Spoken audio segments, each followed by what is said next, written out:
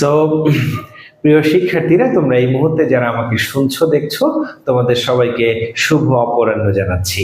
এবং আজকের যে ভিডিওটি আমি নিয়ে আসছি, আজকের ক্লাসের টপিক হলো কিভাবে আমরা NAND গেট দিয়ে XOR গেট বাস্তবায়ন করব। তো চলো আমরা সবাই একসাথে শিখে নিই কিভাবে NAND গেট দিয়ে XOR গেট বাস্তবায়ন করতে হয়। তো আজকের শিরোনাম হচ্ছে NAND গেট দিয়ে কিভাবে XOR গেট বাস্তবায়ন করব। তো নিশ্চয়ই তোমরা জানো যে আমরা XOR গেটের আউটপুট হিসেবে যেটা পাই সেটি হচ্ছে A এক্সক্লুসিভ অর B, অর্থাৎ A XOR B, এবং গেটটির প্রতীক হচ্ছে এরকম।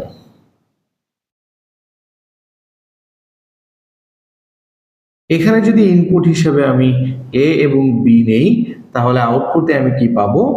A XOR B পাবো। এখন দেখো, এইটার সমান আমরা যে সূত্রটি জানি সেটি হচ্ছে AB প্লাস AB, এখানে এর উপরে বার এবং বির উপরে বার। এবং এই সমীকরণটি সরল করে এমন একটি পর্যায়ে নিয়ে আসতে হবে যেটার লজিক সার্কিট অঙ্কন করলে যেন শুধুমাত্র NAND গেট দিয়ে XOR গেটটির বাস্তবায়ন হয়। তাহলে আমরা এর পরের লাইনটি কি করতে পারি? এর পরের লাইনে আমরা একটা সূত্র জানি যে কারোর উপরে যদি ডাবল বার থাকে তাহলে আমরা শুধুমাত্র সেটাকে সিঙ্গেল লিখতে পারি। তাহলে AB প্লাস AB, এই হচ্ছে আমার সমীকরণ, তার উপরে আমি দুইটা বার নিয়ে নিলাম। এখন এই বারটার জন্য এই যে প্রথম যেটা আছে এটা দিয়ে আমি এখন ডিমর্গান করব। তো ডিমর্গান করলে কি হয়? সেটি হচ্ছে প্লাস গুণ হয়ে যায় এবং একসাথে থাকলে আলাদা হয়। আর 2 নাম্বার যেটা ছিল সেটি হচ্ছে গুণ থাকলে যোগ হবে, একসাথে থাকলে আলাদা হবে। তাহলে এটাকে আমি A বিবেচনা করছি, তাহলে এটা হচ্ছে A এবং এটাকে আমরা কি বিবেচনা করলাম? B। প্লাসটা গুণ হয়ে গেল, এটা ডিভাইডেশন হলো, 2 ভাগে ভাগ হয়ে গেল এবং উপরে যেটা আছে সেই বারটি থাকলো। এই লাইনটাকে যদি আমরা এখন লজিক সার্কিটে রূপান্তর করি তাহলে নিশ্চয়ই NAND গেট দিয়ে XOR গেটের বাস্তবায়নটা সম্পন্ন হবে। তাহলে এখানে আমাদের কয়টি ইনপুট দরকার? একটি হচ্ছে A আর একটি হচ্ছে B। তো এখানে প্রথমত যেটা আছে সেটি হলো A বার। তাহলে A থেকে যে আমি কি দিলাম?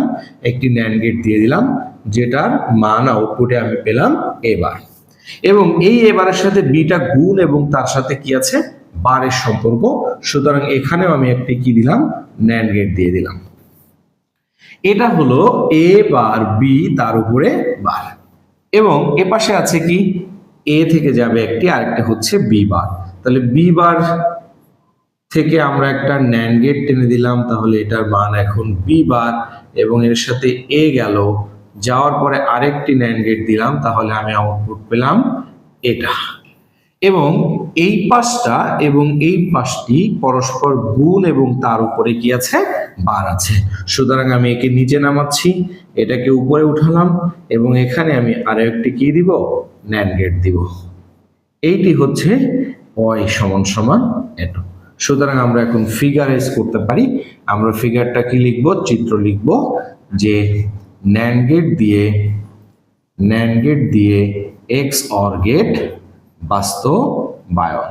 এই হচ্ছে NAND গেট দিয়ে যদি XOR গেট বাস্তবায়ন করতে বলে তাহলে এখান থেকে এই পর্যন্ত অংশটি হচ্ছে তোমার কমপ্লিটলি উত্তর।